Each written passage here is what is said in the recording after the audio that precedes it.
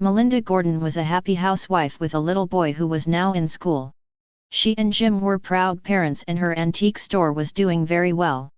Jim and Melinda had thought that Melinda and her mom were finally on good terms with each other.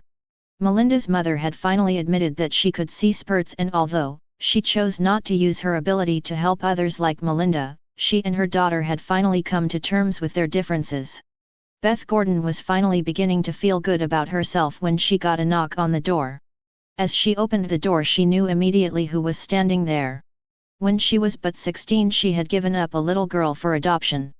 The woman that was standing in the doorway looked so much like her daughter Melinda that she knew who this lady was. She had to be the little girl that she had once given away. The lady introduced herself as Gail Martin and Beth welcomed her into the house.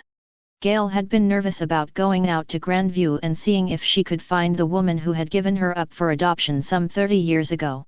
She had been raised by a good family and had a happy childhood. But, she now had an 8-year-old daughter of her own, and she had some questions that she needed to address with her birth mother. As Gail had seen the lady that answered the door, she was sure that this lady was her mother. She had answered the door with a kind of grace that cannot be taught. She had just for a few moments showed her surprise, but had let her in the house without even asking who she was or what she wanted. She had recognized her immediately, and Gail wondered if she had any brothers or sisters. Gail took a seat on the couch and smiled at the lady in front of her. "I am sorry that I came here without calling first. But I have been looking for you for the past 10 years. I have found that adoption records are hard to get a hold of. It was quite by accident that I finally found you," she told the lady. Beth truly didn't know what to say to this woman.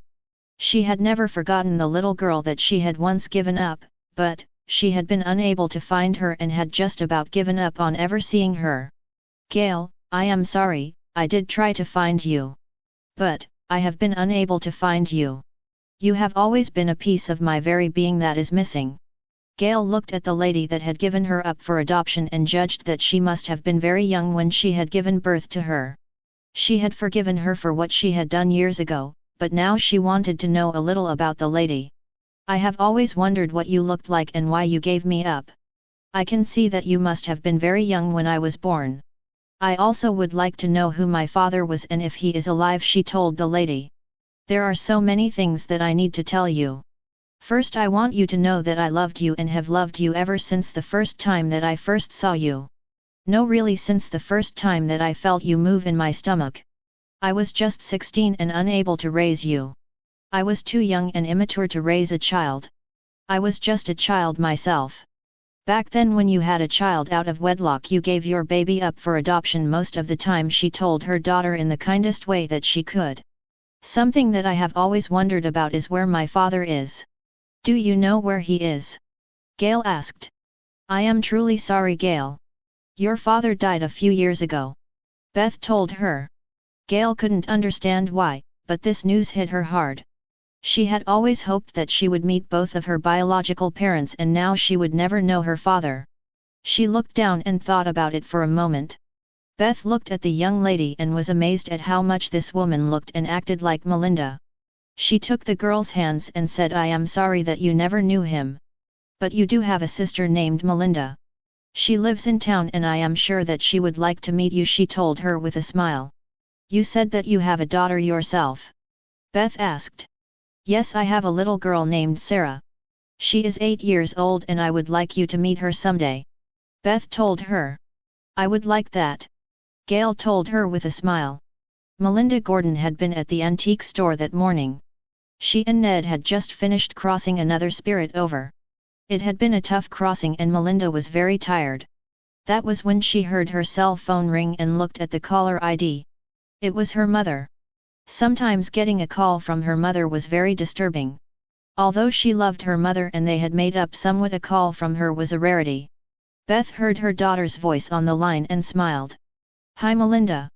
I have something important to talk to you about. Is there any way that you could come by and see me sometime today?" she asked. It wasn't too often that her mother wanted her to come over, and so she said, "Yes, I can be there in an hour." "Is that all right?" Melinda asked. "That will be fine. See you then," Beth told her. Ned had been over in the corner working when he had heard Melinda on the phone. He knew that Melinda and her mother sometimes had problems. He asked her, "Is everything all right?" "Yes, it's fine. I just have to go to my mother's for a while.